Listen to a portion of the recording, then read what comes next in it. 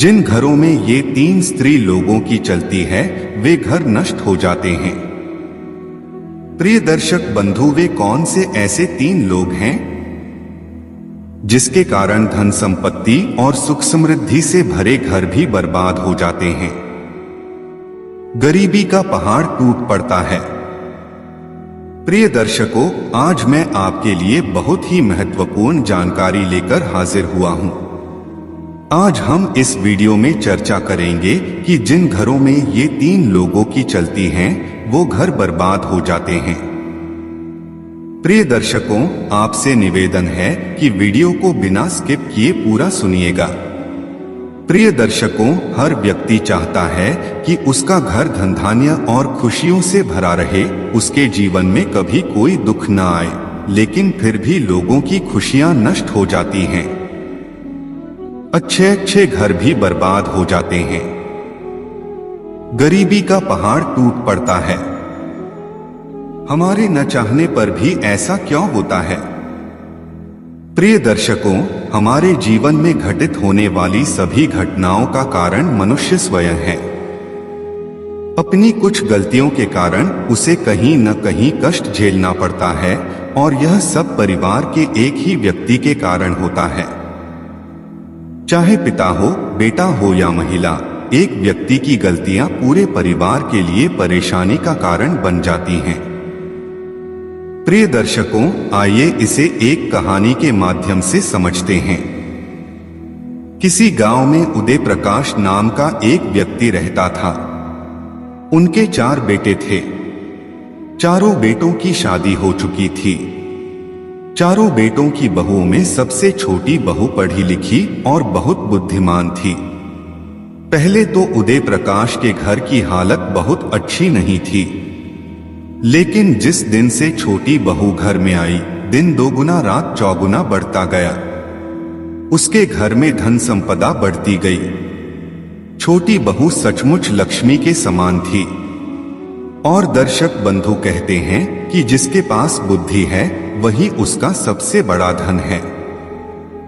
वह अपनी बुद्धि और विवेक से धनवान भी बन सकता है और परिवार पर आने वाले किसी भी संकट से अपनी और अपने परिवार की रक्षा कर सकता है।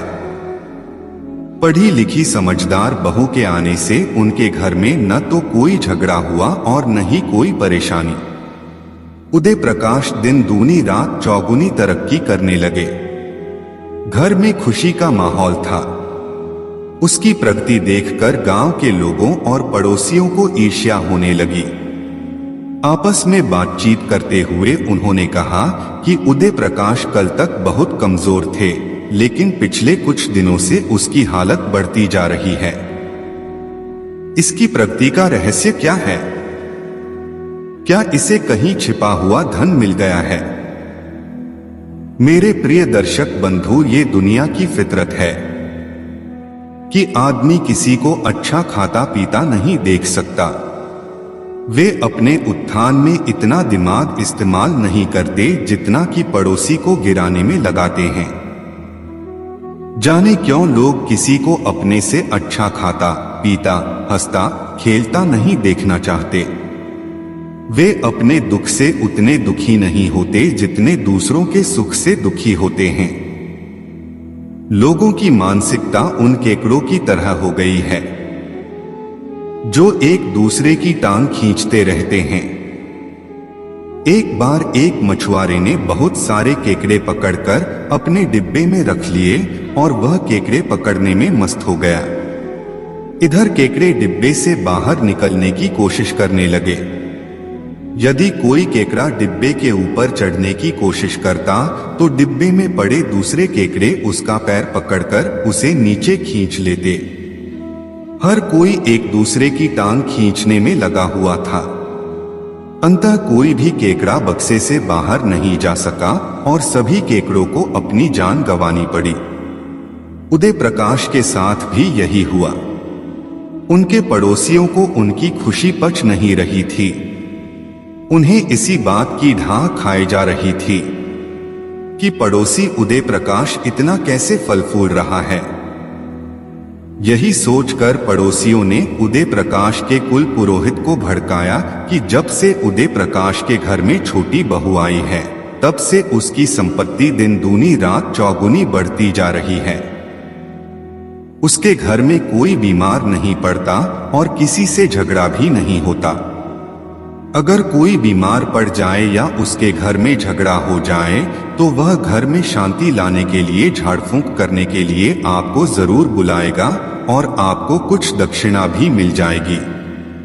लेकिन उनके प्रसन्न रहने के कारण उनके सभी शुभ कार्य और पूजा पाठ बिना पैसा खर्च किए ही हो जाते हैं। पड़ोसियों की बात कुल पुरोहित को अच्छी तरह समझ में आ गई कि उदय प्रकाश इसीलिए उन्हें नहीं बुलाता है। कुल पुरोहित ने सोचा कि ऐसा कोई काम करना चाहिए जिससे उसके परिवार की शांति भंग हो जाए और यह पूजा पाठ के लिए मुझे अपने घर पर बुलाए। ऐसा निश्चय करके वो एक ज्योतिषी के पास पहुंचा और बोला कि आप कोई ऐसा उपाय बताइए जिससे उदय प्रकाश के घर में अशांति फैल जाए। ज्योतिषी ने ध्यान धर कर देखा तो पता चला कि उदय प्रकाश के घर में अशांति तो आ ही नहीं सकती।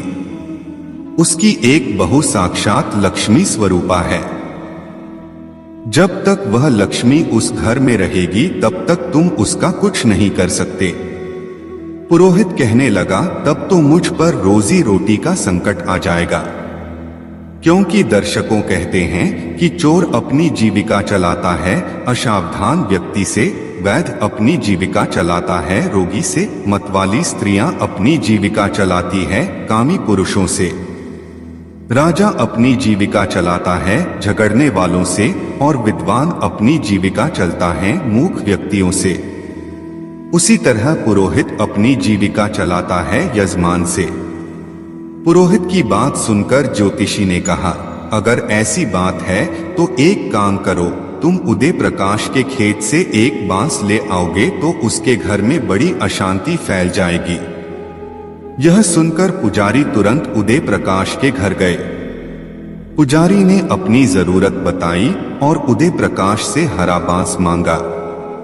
पुरोहित की बात भला उदय प्रकाश कैसे टाल सकते थे। वह गया और अपने खेत से एक बांस उखाड़ लाया। उदय प्रकाश की छोटी बहू को पता चला कि पुरोहित जी हमारे घर से हरा बांस ले जा रहे हैं, इसलिए उसने उस बांस की कुछ हरी पत्तियां अपने घर में बंधी काली गाय को खिला दी। पुरोहित बांस लेकर चला गया, लेकिन फिर भी उदय प्रकाश के घर में कोई अशांति नहीं थी। धीरे धीरे 1 महीना बीत गया। उधर पुरोहित इस इंतजार में बैठे थे कि उसके घर में अशांति, लड़ाई झगड़ा, रोग शोक फैलेगा, तब ये हमें अपने घर बुलाकर गृह शांति पूजा पाठ कराएगा। लेकिन 1 महीने बाद भी जब कुछ नहीं हुआ तो पुजारी फिर उसी ज्योतिषी के पास गए और बोले, भाई आपके कहने पर मैं उदय प्रकाश के घर से हरा बांस भी लाया, फिर भी उन्हें कुछ नहीं हुआ। तब ज्योतिषी कहता है कि हे श्रीमान, इसमें मेरी क्या गलती है। मैं आपको पहले ही बता चुका हूं कि उनकी छोटी बहू उसके घर की साक्षात लक्ष्मी है। जब तुम बांस मांगने गए तो उसने अपनी काली गाय को कुछ बांस के पत्ते खिला दिए थे, इसलिए उसे कुछ नहीं हुआ। बहू बहुत समझदार है। जब आप बांस मांगने गए तो वह समझ गई, इसलिए उसने काली गाय को पत्ते खिला दिए और तंत्र मंत्र काट दिया। अब तुम एक काम करो, उदय प्रकाश से वह गाय मांग लाओ जिसको उसने पत्ते खिलाए हैं। ज्योतिषी के कहने पर पुरोहित फिर उदय प्रकाश के घर पहुंचे और मन बनाते हुए बोले, उदय प्रकाश, मेरी बहू ने बेटे को जन्म दिया है और हमारे पास उन्हें गाय का दूध पिलाने की क्षमता नहीं है। यदि आप कृपा करके अपनी काली गाय कुछ दिनों के लिए हमें दे दें तो आपकी बड़ी कृपा होगी। उदय प्रकाश पुरोहित को खाली हाथ नहीं लौटाना चाहते थे, इसलिए वे अपनी छोटी बहू के पास गए और पुरोहित से गाय देने की बात कही। बहू ने कहा, पिताजी यदि ऐसी बात है तो गाय को पंडित जी को दे दीजिए, लेकिन उससे पहले एक काम मुझे कर लेने दीजिए। प्रिय दर्शकों, इतना कहकर उदय प्रकाश की छोटी बहू ने अपनी चादर के कुछ धागे गाय के आंसुओं से भिगो दिए और गाय पुरोहित को दे दी गई। पुरोहित गाय को लेकर चला गया और बहुत खुश होने लगा कि अब इसके घर में विपत्ति आएगी। जब विपत्ति आएगी तो वह मुझे पूजा पाठ के लिए अवश्य बुलाएगा। इसी तरह धीरे धीरे 2 महीने बीत गए, लेकिन उदय प्रकाश के घर में कोई अशांति नहीं आई। अब वह पुरोहित फिर उसी ज्योतिषी के पास आया और कहा कि भाई, आपके कहने पर मैं उदय प्रकाश के घर से एक गाय भी ले आया, फिर भी वह सुखी जीवन जी रहा है। 2 महीने बीत गए, फिर भी उसके घर में कोई बीमारी नहीं फैली, कोई झगड़ा नहीं हुआ। अब हमारी आजीविका कैसे चलेगी? तब ज्योतिषी ने ध्यान धर कर देखा तो उसे समझ आया कि उसकी छोटी बहू ने गाय को देने से पहले उस गाय के आंसू से अपनी चादर को भिगो लिया, इसीलिए खुशहाली उसके पास ही रह गई। अब तुमको चादर किसी तरह से मांगना होगा, तभी उसके घर में विपत्ति आएगी। ज्योतिषी महाराज की बात सुनकर पुरोहित जी फिर उदय प्रकाश के घर पहुंचे और उदय प्रकाश से निवेदन किया कि वो अपनी छोटी बहू की चादर मुझे दे दे। मेरी बेटी दूसरे गांव में कीर्तन सुनने जा रही है। मेरे पास अपनी बेटी के लिए नई चादर खरीदने के लिए इतने पैसे नहीं हैं कि मैं अपनी बेटी को एक नई चादर दिला सकूं। उदय प्रकाश कहने लगे, महाराज इसमें कौन सी बड़ी बात है, लो मैं अभी बहू से चादर मांग कर लाता हूं। इतना कहकर उदय प्रकाश अपनी बहू से चादर मांगने चले गए। बहू बहुत समझदार थी। उसे चादर देने से पहले उसने चादर के धागे काट दिए और उन्हें बाहर निकाल दिया, जो गाय के आंसुओं से भीगे हुए थे, और चादर उठाकर पुरोहित को दे दी। पुरोहित चादर लेकर अपने घर पहुंचे और उदय प्रकाश के घर पर विपदा आने का इंतजार करने लगे। इंतजार में 2 महीने बीत गए, लेकिन उन्होंने ऐसी कोई खबर नहीं सुनी कि उदय प्रकाश के घर में कोई बीमार पड़ गया हो या कोई झगड़ा हुआ हो। पुजारी एक बार फिर उसी ज्योतिषी के पास भागे और बोले, महाराज मैंने उनकी छोटी बहू की चादर भी मांगी पर कुछ हुआ नहीं। तब ज्योतिषी ने ध्यान धर कर देखा तो कहने लगे, पुरोहित जी वो बहू बड़ी बुद्धिमान है, उसने गाय के आंसू से भीगे हुए चादर के धागे तोड़कर निकाल लिए हैं, इसलिए उसकी खुशहाली उसी के पास रह गई है। अब तो उदय प्रकाश को विपत्ति में डालने का एक ही तरीका है, उसकी छोटी बहू को घर से निकाल दो, तभी कुछ हो सकता है, वरना नहीं। और हाँ, अब इस विषय में बात करने मेरे पास मत आना, मैं तुम्हें अब कोई रास्ता नहीं बता सकता। ज्योतिषी जी की बात सुनने के बाद पुरोहित उदय प्रकाश के घर गए और सोचने लगे कि उदय प्रकाश की छोटी बहू को घर से कैसे निकलवाऊं। उदय प्रकाश के घर के सारे लोग उस बहू से बहुत प्यार करते हैं, वह खुद उसे बिना वजह घर से बाहर नहीं निकाल सकते। तभी पुजारी के मन में एक विचार आया। उन्होंने उदय प्रकाश से कहा, देखो भाई, विश्वास करना या न करना आपके हाथ में है। कल रात मैंने एक सपना देखा। मेरे सपने में एक देवदूत आया था और वह मुझसे कह रहा था कि आप उदय प्रकाश के कुल पुरोहित हैं और आप ही उसके घर की हानि, लाभ, सुख दुख का निवारण करते हैं। देवदूत ने मुझसे कहा कि अगर उदय प्रकाश की छोटी बहू को घर से नहीं निकाला गया तो उनके घर पर दुखों का पहाड़ टूट पड़ेगा। तुम जाकर उदय प्रकाश से यह कह दो कि उनकी बहू वह बड़ी अभागिनी स्त्री है, इससे अच्छा है कि उसे घर से बाहर निकाल दिया जाए। पुरोहित की बात सुनकर उदय प्रकाश बहुत चिंतित हो गए। उसने अपने बेटे को बुलाया और उसे पुरोहित द्वारा बताई गई सारी बातें बताईं कि एक दिन तुम्हारी पत्नी के कारण हम बहुत बड़ी मुसीबत में पड़ जाएंगे, इसलिए तुम अपनी पत्नी को घर से निकाल दो। प्रिय दर्शकों, छोटी बहू चुपचाप उन दोनों की बातें सुन रही थी। छोटी बहू ने कहा, पिताजी, अगर मेरी वजह से इस घर पर कोई मुसीबत आएगी तो मैं खुद ही यह घर छोड़ दूंगी। यह कहकर वह घर से बाहर जाने लगी। तब उसके पति ने यह देखा तो वह भी अपनी पत्नी के साथ घर से निकल गया। अब लक्ष्मी बहू के घर से चले जाने के बाद उदय प्रकाश के घर में बड़ी अशांति फैलने लगी। कभी आपस में झगड़े होते, कभी बीमारी होती, आर्थिक हानि भी होने लगी। कुछ ही दिनों में उदय प्रकाश दरिद्र हो जाते हैं।